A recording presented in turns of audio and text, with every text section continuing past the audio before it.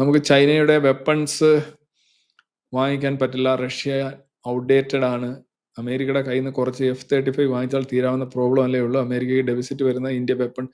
അതാണ് മോദി ചെയ്യാത്ത, അല്ലെങ്കിൽ കേന്ദ്ര ഗവൺമെന്റ് ചെയ്യാത്തൊരു കാര്യം. മിക്കവാറും യൂറോപ്യൻ രാജ്യങ്ങളൊക്കെ സംഗതി സെറ്റിലാക്കിയെന്ന് പറഞ്ഞു കഴിഞ്ഞാൽ അവർ പറഞ്ഞു ഞങ്ങൾ കുറച്ച് എണ്ണ വാങ്ങിച്ചോളാം എന്ന് പറഞ്ഞു, അങ്ങനെയൊക്കെയുള്ള കുറെ കാര്യം, എനർജിയൊക്കെ വാങ്ങിച്ചോളാം എന്ന് പറഞ്ഞു.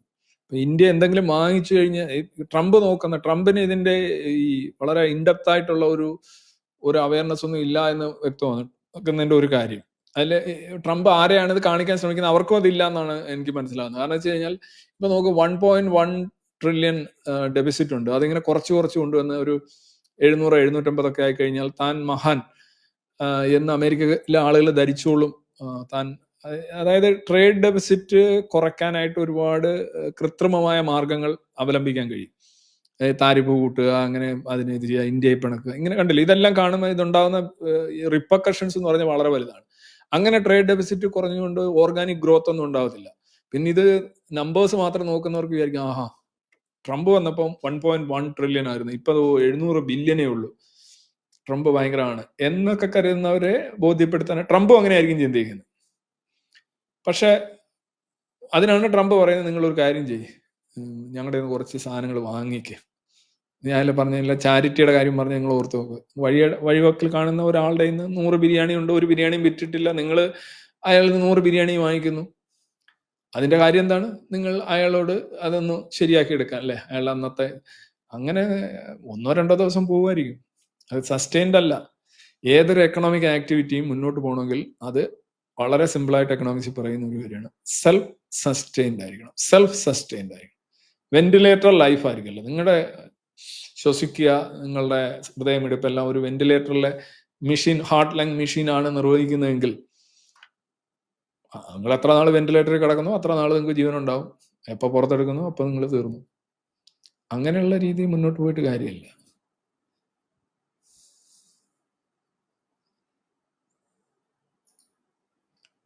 Sir, how do you see Modi participation in summit is a meeting with Xi Jinping and Putin and their overall laugh and body language? ഞാനത് വളരെ പോസിറ്റീവായിട്ടാണ് കാണുന്നത്. നമ്മളെ കൊണ്ടൊന്നും പറ്റുന്ന കാര്യമല്ല, ചിന്തിക്കാനേ പറ്റത്തില്ല. കാരണം ഞാൻ ആലോചിച്ചത്, ഞാൻ ഇന്ന് ഇതിന്റെ കൂടെ ഇങ്ങനെ സോഷ്യൽ മീഡിയയിൽ ഇങ്ങനെ ഓരോരുത്തർ ഇങ്ങനെ മോദി, ഞാൻ പറഞ്ഞില്ലേ, ഞാൻ ആദ്യം സംശയിച്ചത് AI ആണോ എന്ന് ചോദിച്ചു. ഇത്രയധികം ഇവർ തമ്മിൽ വ്യത്യസ്ത ഭാഷകൾ സംസാരിക്കുന്നവർ ഇങ്ങനെ വലിയ പൊട്ടിച്ചിരിക്കാൻ എന്താണ് കാര്യം എന്നൊക്കെ ഞാനിങ്ങനെ ആലോചിച്ചു. പക്ഷെ എന്തോ ഒരു ക്യാമറാഡറി അല്ലെങ്കിൽ ഒരു ഫ്രണ്ട്ഷിപ്പ് ഉണ്ട്, അതുകൊണ്ടൊന്നും കാര്യമില്ല. ഇപ്പൊ ട്രംപുമായിട്ട് ഇതിനേക്കാൾ വലിയ ഗുസ്തി കാണിച്ചിട്ടില്ലേ, ട്രംപുമായിട്ട് കാണിച്ച് കൈ പിടിച്ചു കുലുക്കുന്നു, ബൈഡനുമായിട്ട് കെട്ടിപ്പിടിച്ചിട്ടുണ്ട്. പക്ഷെ അതിനകത്തും കാര്യമില്ല. എന്നാലും ഞാൻ എപ്പോഴും പറയുന്ന ഒരു കാര്യം, 2 രാഷ്ട്ര നേതാക്കൾ തമ്മിൽ നല്ല വ്യക്തിബന്ധം ഉള്ളത് മോശം വ്യക്തിബന്ധം ഉള്ളതിനേക്കാൾ വളരെ നല്ലതാണ്. ഇതാണ് എൻ്റെ പോയിന്റ്. അതുകൊണ്ട് കാര്യങ്ങളെല്ലാം വെടുപ്പായി നടക്കുമെന്നോ അല്ലെങ്കിൽ അനുകൂലമായി തീരുമാനം എടുക്കുമെന്നോ അല്ല. അങ്ങനെ നമുക്കൊരിക്കലും നോട്ട് നെസസറി നമുക്ക് കരുതാനേ കഴിയില്ല. പക്ഷെ അവർ തമ്മിൽ മോശം ബന്ധമാണെങ്കിലോ, നല്ല ഒരു കാര്യം ചെയ്യാനുള്ള അവസ്ഥ ഉണ്ടെങ്കിൽ ഇവർ തമ്മിലുള്ള അത് ഒരു ചെറിയ തടസ്സമായിട്ട് വരും, അതേ ഉള്ളൂ. അതുകൊണ്ട് ഇങ്ങനെ ചില ഈ ആളുകളുമായിട്ട് ഇടപഴകുക, അങ്ങോട്ട് ചെന്ന് സംസാരിക്കുക, പിന്നെ കൈപിടിച്ചു കുലുക്കുക, ചിരിക്കുക, എല്ലാവർക്കും സാധിക്കില്ല. പ്രത്യേകിച്ച് ഇൻട്രോവേർട്ടുകളെ പോലുള്ള ആളുകൾക്ക് ഒട്ടും പറ്റില്ല. അത് ഓരോരുത്തർക്ക് സാധിക്കുന്നുണ്ട്. അതിനെ എന്തിനാ നമ്മൾ വെറുതെ അതിനെ അപ്രീഷിയേറ്റ് ചെയ്യാണ് വേണ്ടത്. അപ്രീഷിയേറ്റ് ഓരോരുത്തരുടെ കഴിവാണ്.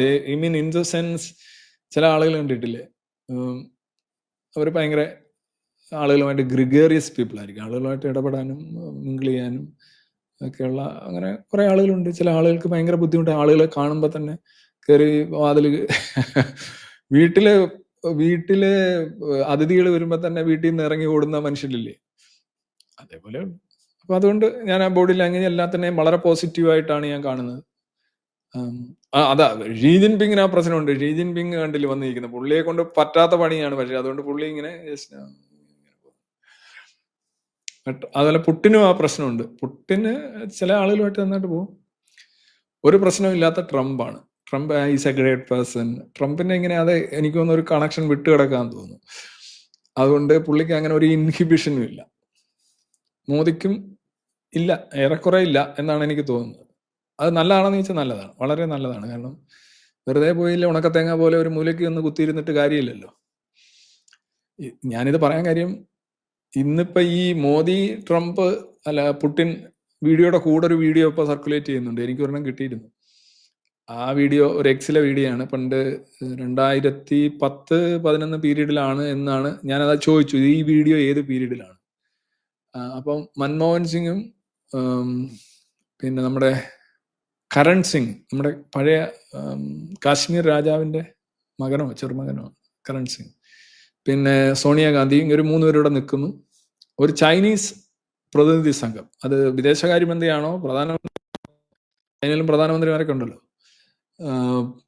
അതോ വാണിജ്യ സംഘമാണോ, വിദേശകാര്യമന്ത്രിയാണെന്നാണ് തോന്നുന്നത്. ഞാൻ ചോദിച്ചത് ഏത് മന്ത്രിയാണെന്ന്. അന്നേരം കുറെ ചോദ്യങ്ങൾ ഞാൻ ഗ്രൂപ്പിൽ തന്നെ ചോദിച്ചു. ഈ എക്സിൽ അടിച്ചിട്ട് അന്നേരം തന്നെ ചോദിക്കും ഞാൻ, ഇത് എന്താണ് സാധനം എന്ന് ചോദിക്കുമ്പോൾ അവർ പറഞ്ഞത് പ്രതിനിധി സംഘമാണ്, ഇത് വിദേശകാര്യമന്ത്രിയാണെന്ന് അറിയില്ല. അങ്ങനെയാണ് എനിക്ക് ഡീപ്പറായിട്ട് വീണ്ടും അത് നോക്കണം എന്നൊക്കെ പറഞ്ഞു. എത്ര ചോദ്യം ചോദിച്ചിട്ടും അങ്ങനെ തന്നെ പറഞ്ഞോണ്ടിരിക്കും.